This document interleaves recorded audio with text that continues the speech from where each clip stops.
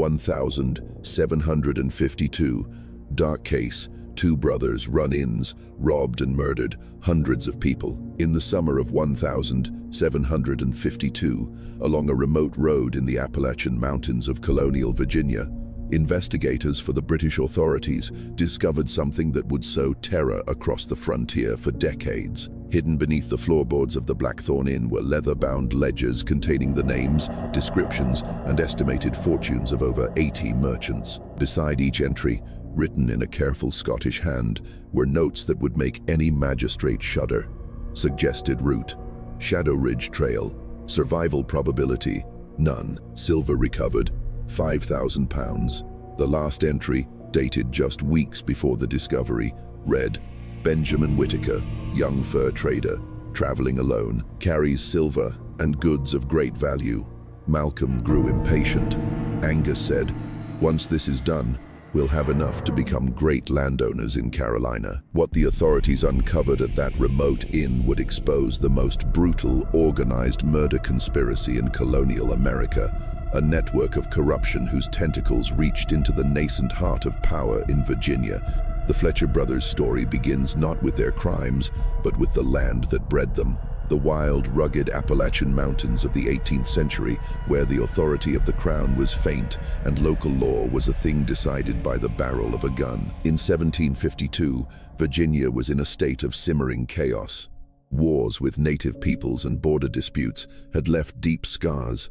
Bands of bandits and deserters hid in the dense forests, ready to prey on anyone. Merchants and settlers, many of them immigrants from Scotland and Ireland, seeking opportunity in furs and land, struggled to survive on their own in a land that always watched them with a suspicious eye. It was into this setting that Angus and Malcolm Fletcher arrived in 1748, two brothers from the Scottish Highlands who had fled their homeland after accusations of robbery. Angus, the 5-year-old elder brother, a veteran of the colonial wars, possessed a sharp mind for business and a silver tongue that could win the trust of the most suspicious merchants. Malcolm, 30, with the brawny frame of a Highland hunter, had learned from frontier skirmishes that violence, if used at the right moment, could definitively solve problems that sweet talk could not. They established their inn at a place the locals called Devil's Fork Crossroads, where the main trade road from Philadelphia intersected with the Shadow Ridge Trail,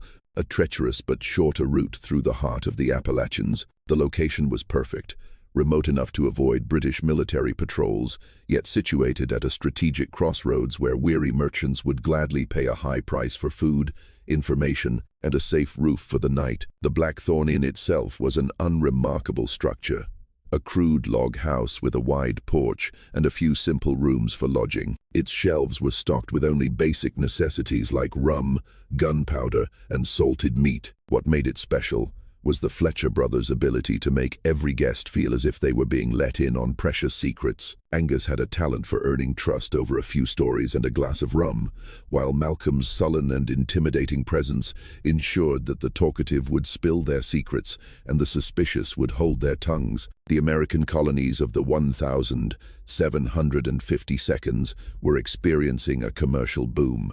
The roads became busy with merchant caravans returning from the western frontiers, carrying vast fortunes. They transported not only furs, silver, and goods, but also their entire life savings, accumulated over years of risky trade. They were wealthy, exhausted from long journeys, and completely unfamiliar with the laws that might protect them. The settlements along this route had mixed feelings about the constant flow of travelers. Their money was welcome, but these were hardened men who had survived harsh winters and deadly encounters. They trusted no one and were quick to draw their weapons if they felt threatened.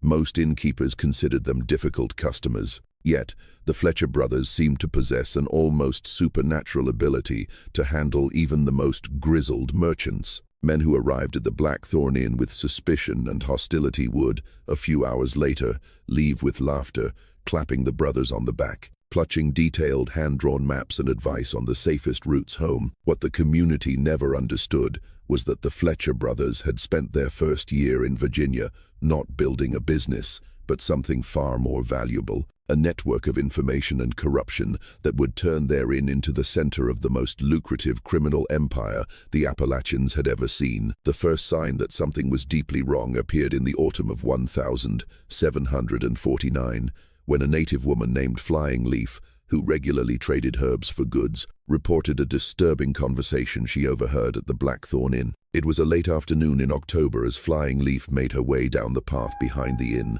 a bundle of ginseng root in her arms. The cool air carried the scent of damp leaves and smoke from the stone chimney. As she neared the kitchen door, she heard voices from within. Angus's thick Scottish accent mingled with a rough, unfamiliar voice. "The Dutchman, Van Horn," the stranger said, "left here 3 days ago with enough silver to buy a plantation. He took the Shadow Ridge Trail, like you suggested. He should be out of the mountains by now, but my men haven't seen a sign of him." Angus's reply sent an involuntary shiver down Flying Leaf's spine. "Oh, that trail is treacherous, especially for a man alone. It's a wild country. Anything can happen. Wild beasts, an Indian attack, or a slip of the foot.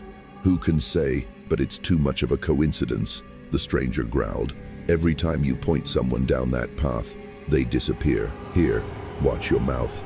Malcolm's deep, cold voice cut in, the threatening tone making Flying Leaf step back. "Are you questioning our arrangements? If so, perhaps you should take this concern to Magistrate Hawthorne. I'm sure he'd be very interested in what you have to say." A silence fell, as heavy as a threat. When the stranger spoke again, his voice was smaller, tinged with fear. No need for that. It's just, seems like too much bad luck happens on that road." "Bad luck follows fools," Angus replied, his cheerful tone returning. "Now, about your share." Flying Leaf slipped away quietly, forgetting her herbs, her mind in a turmoil. But who could she tell? Magistrate Elias Hawthorne was a regular guest at the inn. The British soldiers were stationed too far away. And what had she really heard? Only words thick with insinuation. She decided to remain silent, a decision that would haunt her for the rest of her life, because within a month, 2 more merchants would vanish on the Shadow Ridge Trail, and the fearful whispers in the settlements would slowly turn into real panic. The script was always the same. A merchant, usually traveling alone or with a single attendant, would stop at the Blackthorn Inn. They would spend a few hours drinking and talking with the brothers, inquiring about the state of the roads. Angus would invariably recommend the Shadow Ridge Trail as a fantastic shortcut, saving a full day's travel. The Fletchers would provide a hand-drawn map, marking safe places to camp, and sell them provisions at a friendly price. The merchants would leave in high spirits, grateful for the innkeeper's kindness, and then they would disappear without a trace, as if swallowed by the forest. By the winter of 1750, the disappearances had become too frequent to ignore. Abigail Whitaker, the widow of a merchant, began her own investigation after her son, Benjamin, failed to return to their Virginia home as planned. Benjamin had written from Pennsylvania, saying he would be traveling through the Appalachians in November and expected to be home before Christmas. When the new year came with no word, Abigail began making inquiries along the route her son had taken. All trails eventually led to the Blackthorn Inn. Yes, the Fletcher brothers remembered Benjamin, a fine young gentleman, they said, very bright and well-spoken. He had left their inn in mid-November, heading south on the Shadow Ridge Trail. Angus even produced a detailed map, showing the exact route he had advised Benjamin to take, carefully marked in ink. "Those mountains are treacherous," Angus explained to Abigail, his face a mask of sincere concern. "We advised him to wait for a larger wagon train, but he was eager to get home. Said his mother was waiting." Malcolm nodded gravely. "I told him to stick to the main road to be safe, even if it was longer. But he was afraid of bandits on the busier routes. He thought the trail would be safer." Abigail left the inn more confused than before. The brothers' story was plausible. Their concern seemed genuine, and it appeared they had tried to help her son. But something felt wrong. A feeling of unease she couldn't name that compelled her to return to the inn twice more in the following months, each time hoping to find a contradiction in their story. She never did. The Fletcher brothers were too careful for such a mistake. As the ice thawed and spring of 1751 arrived, the settlements between Philadelphia and the Virginia frontier began to notice an alarming trend. The number of merchants reported missing along the routes through the Appalachians was rising at an alarming rate. More notably, the disappearances seemed to be concentrated around a specific area, the network of trails branching off the main road, right near the Fletcher Brothers' Blackthorn Inn. The response from the local colonial authorities was virtually non-existent. Magistrate Elias Hawthorne, the highest power in the region, publicly blamed the general lawlessness of the frontier. "We have deserters, bandit gangs, and hostile tribes lurking in these mountains," he would often tell concerned citizens. A lone merchant carrying silver is practically offering his life to fate. That is the grim reality here. Privately, however, Hawthorne was growing uneasy with the pattern of disappearances, not because he suspected the Fletcher brothers.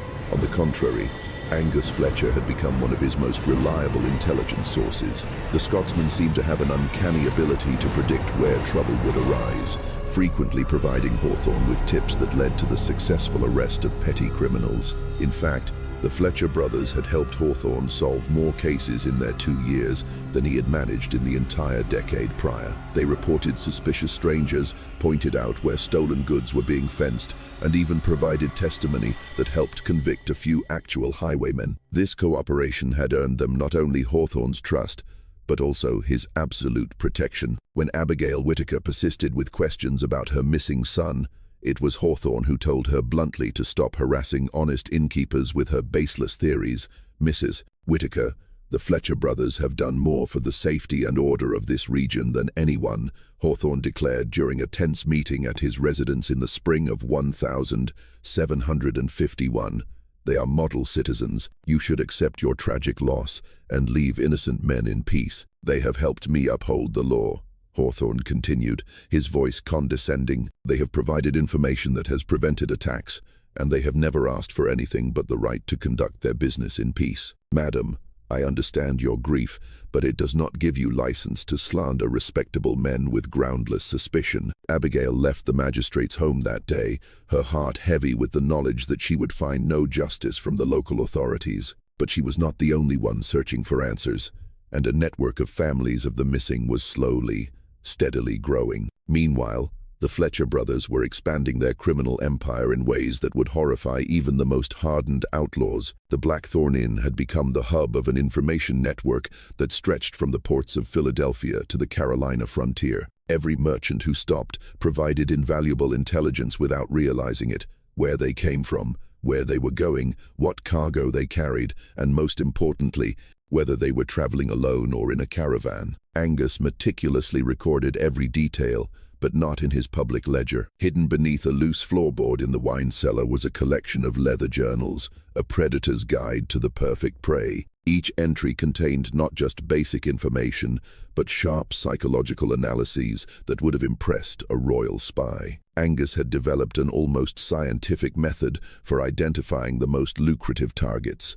Merchants traveling alone, who had just completed a major deal, were carrying silver or valuable goods and were headed for a distant colony, meaning their disappearance would not be noticed immediately. But the brothers' criminal genius lay not just in selecting victims, but in the sophisticated support network they had built. The men who carried out the robberies and murders, brutal hunters commanded by Malcolm, were merely the tip of the iceberg. The conspiracy also included smiths to launder the stolen silver, corrupt officials to derail any investigation, and even fake guides who provided false testimony about the dangers of the mountains to cover for them. By the spring of 1751, the Fletcher brothers' operation had become so successful that it actually spurred economic growth for the nearby settlement. The flow of stolen silver and goods, once skillfully laundered through transactions in Williamsburg, provided capital for new workshops, funded the construction of a chapel, and even paid for the hiring of the region's first schoolteacher. The bitter irony was that this blood-soaked prosperity gave the Fletcher brothers an almost unassailable reputation. They were seen as pillars of the community. They donated generously to public causes, hired locals to work at the inn, and were always polite and helpful to those around them. Yet, behind this respectable facade, the murders continued with frightening regularity. Each one was planned and executed with the precision of a calculated hunt, leaving no trail that could lead back to the Blackthorn Inn. The investigation that would finally bring down the Fletcher brothers' network of crime began not with a magistrate or a patrol of soldiers, but with the iron resolve of a widowed mother determined to find the truth about her lost son. Abigail Whitaker was the wife of a respected merchant who had died of fever, leaving her to raise their only son, Benjamin, on a small Virginia plantation. When Benjamin turned 22, he entered the lucrative but risky frontier fur trade, despite his mother's anxieties. He promised to make just one trip to earn enough money to expand the family farm and settle down. Benjamin kept his promise to return, sending his mother a letter from Pennsylvania in the autumn of 1750, describing his plans to travel home through the Appalachians. He had a successful trip, carrying silver and goods worth nearly £5,000, enough to realize all his dreams. The letter was filled with joy for the future and gratitude for the mother whose hard work had raised him. When Benjamin didn't arrive by Christmas as promised, Abigail initially assumed he might have been delayed by harsh weather in the mountains or had joined another caravan taking a longer route. But as weeks turned into months with no word, she made a decision that would become the key to exposing the Fletcher brothers' conspiracy. She would travel to the frontier herself and retrace the exact path her son had intended to take. Abigail Whitaker was no typical frail gentlewoman. Her husband's business had taught her bookkeeping, the analysis of trade routes, and how to systematically gather information. She understood the dangers of the frontier and knew how not to become an easy target. She was accustomed to handling complex ledgers and business correspondence, which gave her valuable experience in systematically collecting and analyzing information. When she arrived in the Appalachian frontier in the spring of 1751, she was meticulously prepared, carrying copies of contracts, detailed maps, and a methodical plan of inquiry. Unlike others who had simply cried and appealed helplessly to the magistrate, Abigail approached her investigation like a merchant tracking a lost shipment. She began by visiting every inn and trading post along Benjamin's route, carrying a miniature portrait of her son and a detailed description of his appearance and his goods. At each stop, she carefully recorded every account, noting the slightest contradictions and gathering information about other missing merchants. A pattern, both clear and terrifying, began to emerge. Many remembered Benjamin Whitaker. He was a polite, intelligent young man who always asked detailed questions about the road conditions and paid his bills promptly. But after leaving the Blackthorn Inn in mid-November 1750, he had vanished completely. When Abigail finally reached the Blackthorn Inn in April, she was almost certain it was the last place her son was seen alive. What she didn't anticipate was how thoroughly the Fletcher brothers had prepared for her questions. Angus Fletcher greeted her warmly, expressed deep sympathy for her loss, and immediately produced a ledger showing detailed notes of Benjamin's visit. According to his records, Benjamin had arrived in mid-November, bought some extra provisions, and spent several hours discussing the route south. Angus insisted that he himself had advised Benjamin to take the main road, specifically warning him about the dangers of shortcuts through the untamed mountains. "Your son was a fine young man, Mrs. Whitaker," Angus told her, his Scottish accent laced with sympathy. "Reminded me of my own nephew back home. I tried to convince him to wait for a larger wagon train, but he was too eager to get to his mother, said he had promises to keep." Malcolm even produced a marked map, indicating the longer, safer main road they claimed to have suggested to Benjamin. They even provided the names of a few other travelers who were at the inn that day and could confirm their story. Abigail left the inn, outwardly impressed by the brothers' concern and their meticulous records, but a feeling of unease gnawed at her, something profoundly wrong that she couldn't yet name. It wasn't until she was half a day's ride away that the horrifying realization struck her. Angus Fletcher knew far too much about her son's private circumstances, details that Benjamin, a naturally cautious person, would never have revealed to a stranger. How did Angus know Benjamin was an only child? How did he know about the promise to buy more land for the plantation? And most importantly, how did he know the silver Benjamin carried was worth nearly £5,000? A figure that Abigail herself had only recently estimated and had not mentioned to anyone during her investigation. That night, in a shabby inn room, Abigail Whitaker made a decision that would change everything. Instead of returning to her plantation with haunting questions, she would remain on the frontier and conduct the investigation the local magistrate had clearly refused to perform. She rented a small room in a nearby settlement and began her own intelligence campaign. Using the management and analytical skills she had learned from her husband, she created detailed files on every missing merchant case she could find, mapping the points of disappearance, tracking the patterns, and building a comprehensive picture of what she was now certain was an organized criminal network. Abigail's investigation benefited from several factors. As a respectable widow, she was not seen as a threat, which made the men she spoke to, from other innkeepers to hunters, more forthcoming. Her business experience had taught her how to spot lies and inconsistencies in stories. Most importantly, she had the financial means and the patience to conduct a thorough, systematic investigation rather than the cursory inquiries that had satisfied Magistrate Hawthorne. By the end of 1751, Abigail had documented over 20 cases of merchants who had vanished along routes suggested by the Blackthorn Inn. More significantly, she identified a clear pattern among the victims. They were always men traveling alone or in small groups, carrying significant wealth, and heading to a distant colony, which meant their disappearance would not be discovered for a long time. But Abigail's most crucial discovery came from an unexpected source. It was a conversation with a Scottish immigrant woman named Elspeth, who worked as a cook for an official's family in Williamsburg.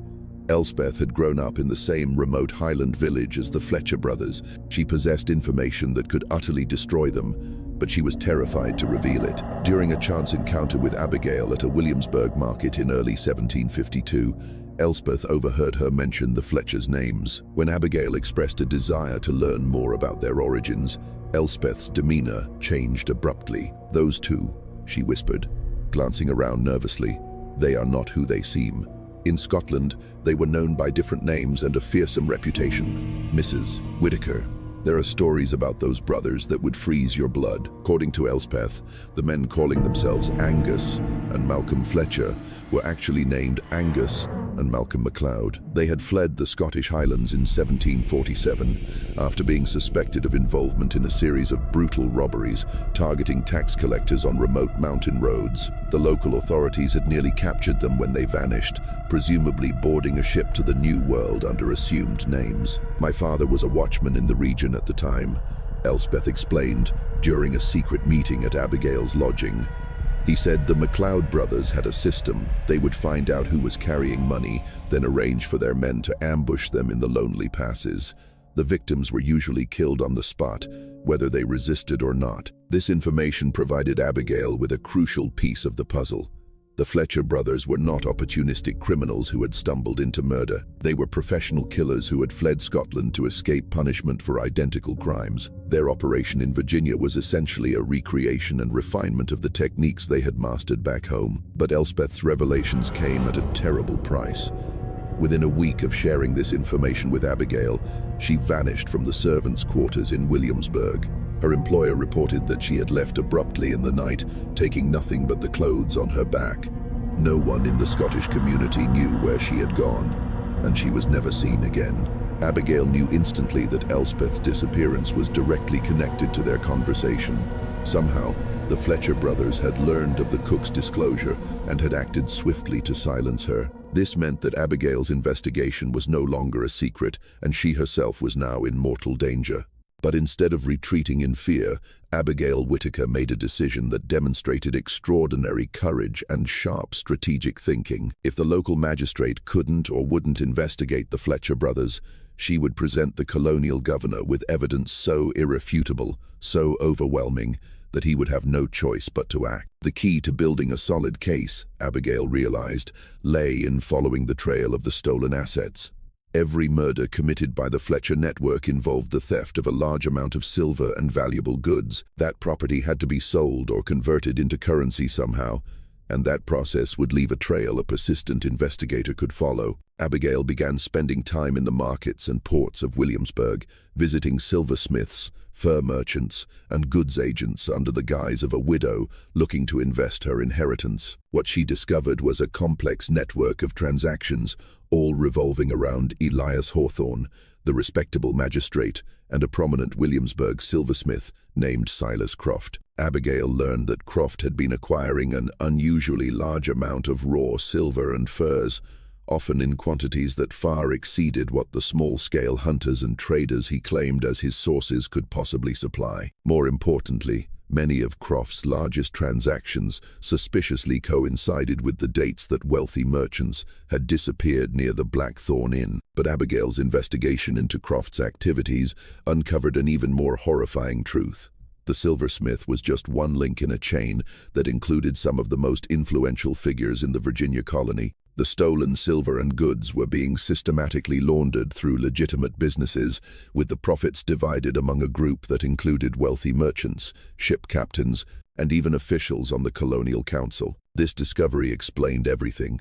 It explained why the disappearances were always ignored and why Magistrate Hawthorne so fiercely defended the Fletcher brothers. They were not merely operating under the nose of a corrupt official. They were a core part of a conspiracy whose tentacles reached the highest levels of power in the Virginia colony. Just when it seemed she had reached the bottom of the depravity, the Virginia conspiracy revealed even darker layers. If this story is making you reflect, share it with your friends who love history and hidden mysteries.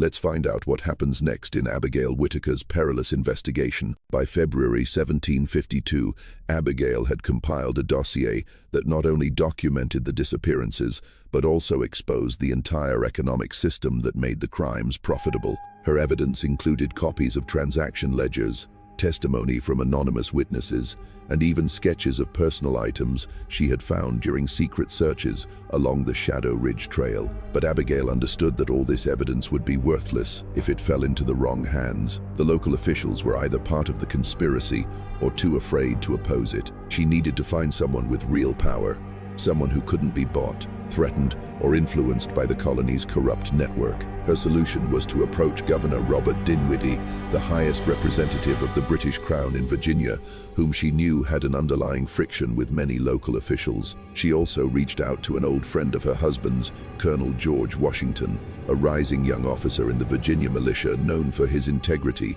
and his hatred of the lawlessness on the frontier. She believed he was the only one with the courage and authority to investigate such an explosive case. The letter Abigail sent to Colonel Washington in early March 1752 was a masterpiece of clarity and caution. Instead of making bald accusations, she presented her evidence systematically, allowing the colonel to draw his own conclusions about the scale and nature of the conspiracy. She attached copies of ledgers, coded witness statements, and detailed maps showing the undeniable link between the disappearances and the advice from the Blackthorn Inn. Washington's response was immediate and decisive. He would personally lead a small militia detachment to the frontier to investigate Abigail's claims, but she must take extreme care to ensure her own safety until his arrival. The young officer understood, even from Abigail's cautious prose, that she had uncovered something far more dangerous than any simple band of robbers. But the Fletcher brothers had their own eyes and ears within the colonial administration. Through Magistrate Hawthorne, they learned of Washington's planned investigation just days after he received the letter. The network that had protected them for years began to mobilize to eliminate the threat. Their objective was clear. Neither the troublesome militia colonel nor the persistent widow who refused to accept her fate could be allowed to survive. Colonel George Washington arrived at the frontier settlement in late March 1752. He was accompanied by only a few trusted soldiers, disguised as a land survey party to avoid alerting the local authorities. His first meeting with Abigail Whittaker took place in a dilapidated warehouse behind the chapel, where the local pastor had agreed to provide a safe location. What Abigail presented during the nearly 3-hour meeting went far beyond Washington's worst imaginings of the criminal conspiracy's extent. Her meticulously documented evidence revealed not just a series of murders, but a sophisticated criminal empire that had corrupted officials and generated enormous profits. Washington was particularly astonished by Abigail's discovery of the financial network. "Mrs. Whittaker," he said, his voice filled with admiration as he reviewed her ledgers, What you have exposed here is not mere robbery and murder. This is organized crime on a scale I have never seen in this colony. They have essentially created an entire shadow economy built on blood and deceit. But Washington was also keenly aware of the danger Abigail's investigation had brought upon them both. The Fletcher network included Magistrate Hawthorne, and news of his presence had almost certainly reached their ears. The only solution was to act quickly and with surprise, launching simultaneous raids on multiple locations before they could react. In the pre-dawn hours of an early April day in 1752, Washington's militia simultaneously raided the Blackthorn Inn, Silas Croft's silversmith shop, and the residence of Magistrate Elias Hawthorne. What they found at the Blackthorn Inn would haunt these militiamen for the rest of their lives. Hidden under the loose floorboard in the wine cellar that Abigail had suspected, they discovered not only the leather-bound ledgers detailing over 80 victims, but also physical evidence that told a story of systematic murder spanning years. The secret cellar was filled with the personal effects of dozens of victims, pocket watches, silver rings, crumpled letters from home, and mementos that painted a heartbreaking picture of merchants on their way back to families they would never see again. But the most chilling discovery was Angus Fletcher's detailed notes,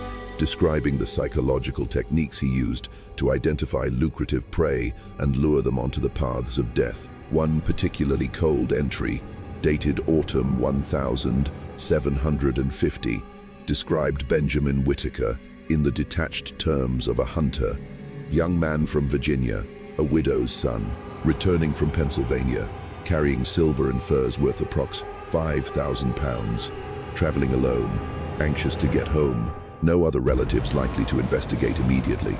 Suggested Shadow Ridge Trail, resting spot at Whispering Falls. Notified Malcolm and the hunters for November 15, but the most damning evidence was Angus's meticulous financial ledgers, which recorded exactly how the profits from each murder were distributed among the network's members. Magistrate Elias Hawthorne received 10% of the stolen assets from every victim. Silas Croft, the silversmith, took a large cut for laundering the stolen silver. Even a member of the Colonial Council in Williamsburg received monthly tributes, totaling far more than his official salary. The raid on Croft's silversmith shop exposed the entire sophisticated money laundering operation, the foundation that made the murders so profitable. Croft melted down the stolen silver, casting it into legal ingots, then used the profits to invest in merchant ships, both to hide the money's origins and to generate a steady return for all the conspirators. Meanwhile, a search of the Shadow Ridge Trail yielded horrifying physical evidence that confirmed Abigail's theories. At Whispering Falls,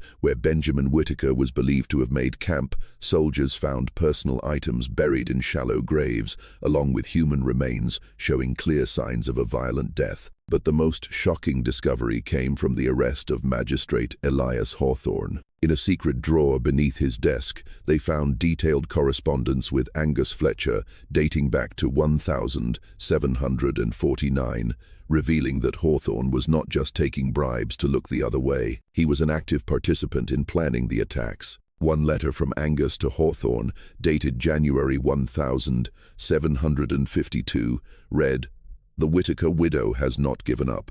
Her son was one of our most profitable ventures, and she seems determined to find the truth. Perhaps it is time she had a reunion with her son on the Shadow Ridge Trail. Persistent types like her rarely stop on their own, and she is becoming a real danger to our entire operation." Hawthorne's reply was equally chilling. "I agree on the Whitaker matter, but murdering a prominent widow will draw attention from the governor's office. Better to arrange an accident on her journey home. Make it look like a native attack. I can provide details of her route." These letters made it clear that Abigail Whitaker had been living under a death sentence for months, her life saved only by her decision to remain on the frontier to continue her investigation, rather than returning home as the killers had anticipated. As news of the arrest spread throughout the Virginia colony, the true scale of the Fletcher conspiracy came into focus. The network included not only direct participants like Hawthorne and Croft, but also dozens of seemingly respectable citizens who had profited from blood money, merchants who bought and sold stolen goods, ship captains who transported them, and officials who took bribes to ignore all signs of wrongdoing. The economic impact of the conspiracy's collapse was immediate and severe. Several Williamsburg businesses faced bankruptcy as their ties to the illicit assets were exposed. The credibility of the Colonial Council was severely damaged, forcing the governor to undertake a sweeping reform. Even the Settlements Chapel Fund was frozen when investigators revealed that a significant portion had come from donations made with the profits from murder. But the most horrifying revelations came from Angus Fletcher himself during his interrogation by royal officials. Faced with irrefutable evidence and the prospect of the gallows, he confessed everything, revealing the true scale of the criminal operation. Between 1748 and 1752, the Fletcher network had murdered more than 80 people along the routes through the Appalachians. The victims had been carrying a combined fortune of over £200,000, a staggering sum at the time. The murders were planned and executed with the precision of a hunt, using an information network as sophisticated as any spy organization. "We were not common highwaymen," Angus explained to the investigators, his voice not trembling but tinged with pride. "Robbers are crude and impulsive, risking their necks for small gains. We were businessmen who understood that information is more valuable than gunpowder, and that a systematic plan eliminates risk while maximizing profit." Malcolm Fletcher's confession was less articulate but no less chilling. He described the murders with the professional detachment of a hunter recounting his kills. Most victims were dispatched quickly and efficiently, often by henchmen skilled in violence but completely unknown to the victim. The murders were disguised as native attacks or accidents, the bodies hidden in caves or ravines to make discovery nearly impossible. But the brothers' confession also revealed a truth that horrified the investigators. The Fletcher network was not unique. They had been in contact and exchanged information with similar criminal groups in other colonies like Pennsylvania and Carolina, sharing techniques and sometimes even collaborating on larger ventures. The murder of merchants for their property was becoming an organized criminal industry, with networks stretching across the colonial frontier. The trial of the members of the Fletcher conspiracy began in Williamsburg in 1753, drawing the attention of the entire colony to what the press dubbed the Blackthorn Inn robbers. The evidence presented by Abigail Whittaker and Colonel Washington exposed a level of criminal sophistication that shocked even the most seasoned magistrates. Angus and Malcolm Fletcher were convicted on more than 80 counts of murder and executed by hanging on a summer day in 1753. The execution drew a large crowd, many of them relatives of the victims who came to see justice done. Even facing death, Angus Fletcher showed no remorse. He reportedly told the pastor, "We gave those men a quick death, which is a mercy this wilderness seldom grants." Magistrate Elias Hawthorne and 10 other key conspirators received life sentences in an English prison.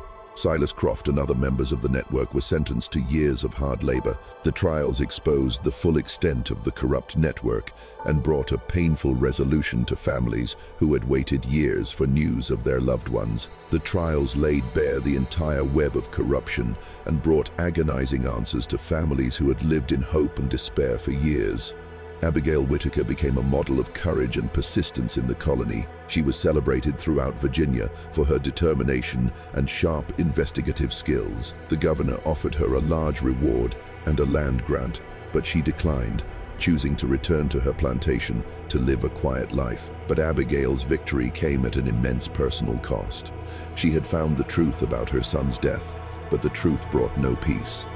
Benjamin Whittaker had died a brutal, lonely death. His dreams of a family and a bright future had been crushed by men who saw him as nothing more than an entry in a ledger. The details of Benjamin's final hours, revealed in Angus Fletcher's confession, would haunt her for the rest of her life. The Fletcher case also exposed the fragility of the trade routes and the lax security on the frontier. The British colonial authorities responded by increasing military patrols along the main roads and establishing a more effective communications system between settlements, allowing forces to coordinate their response to threats. But perhaps the most enduring legacy of the Fletcher conspiracy was the questions it raised about trust and human nature in a fledgling society.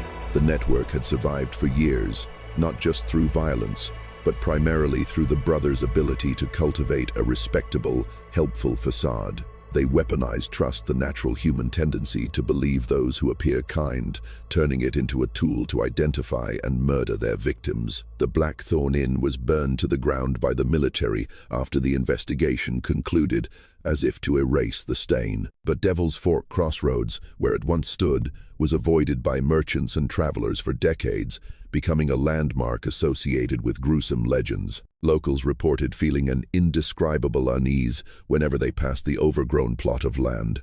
Whether it was due to restless spirits or simply the psychological impact of the horrific story remains a mystery. The detailed records of the Fletcher case, sealed by the colonial government, remain largely archived in England to this day. Some historians believe this secrecy was due to the involvement of high-ranking officials and fears of uncovering similar criminal networks in other colonies. The full scale of organized crime targeting merchants in colonial America may never be fully known. Decades later, in the late 18th century, as new settlers pushed westward, they discovered numerous caves containing human remains along the old Shadow Ridge Trail. Personal items found with them matched descriptions of missing merchants, confirming that even the Fletcher brothers' detailed confessions had not accounted for all their victims. The discovery of more victims years after the brothers' deaths raised disturbing questions.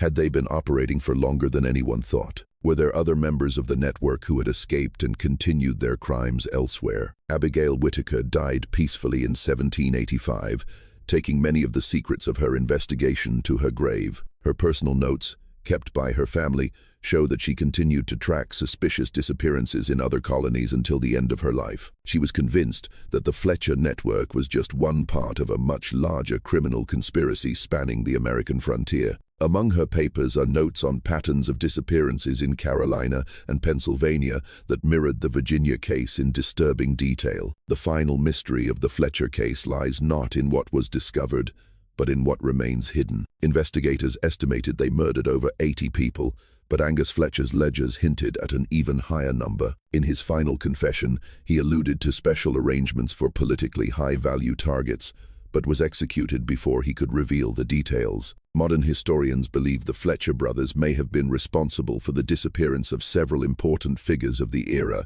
including an envoy from the Pennsylvania government and a wealthy landowner, deaths that were never officially linked to them. Devil's Fork Crossroads was eventually bypassed by newer roads, and today, the site of the Blackthorn Inn is nothing more than an empty clearing, reclaimed by the dense forest. The local people of Appalachia still tell their children whispered stories of the Fletcher brothers, making them a part of the region's folklore.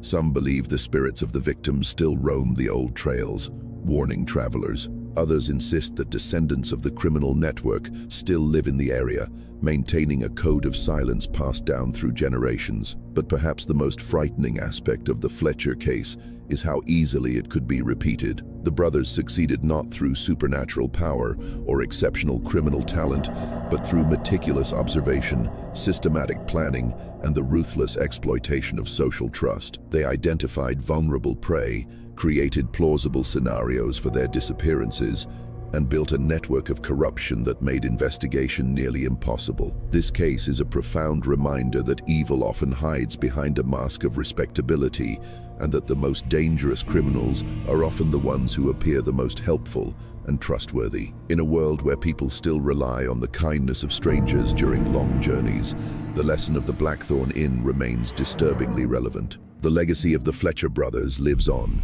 in the vigilance authorities now apply to disappearances along desolate routes, in the folk tales passed down through generations, and in the necessary skepticism we should have for offers that seem too good to be true. But their most enduring legacy is perhaps the questions the case raises about the nature of community and trust. How many other criminal networks operated in the chaos of the colonial era?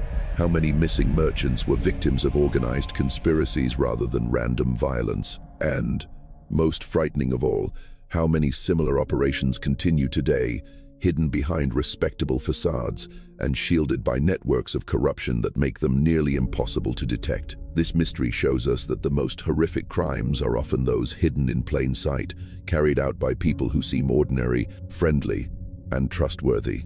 The Fletcher brothers succeeded for years not because they were criminal geniuses, but because they understood that most people want to believe in the goodness of others. They weaponized that trust, turning it into a tool to identify and murder innocent travelers whose only crime was to seek help from a stranger. What do you think of this story? Do you believe the whole truth about the Blackthorn Inn conspiracy has been revealed? The fact that the case files remain partially sealed to this day suggests that the colonial authorities may have discovered connections and evidence deemed too sensitive to make public. Share your thoughts and theories about what really happened in those treacherous Appalachian mountains. History holds countless dark secrets, and we will continue to uncover them together. Until next time, always remember, the most dangerous people are often the ones who seem most eager to help you.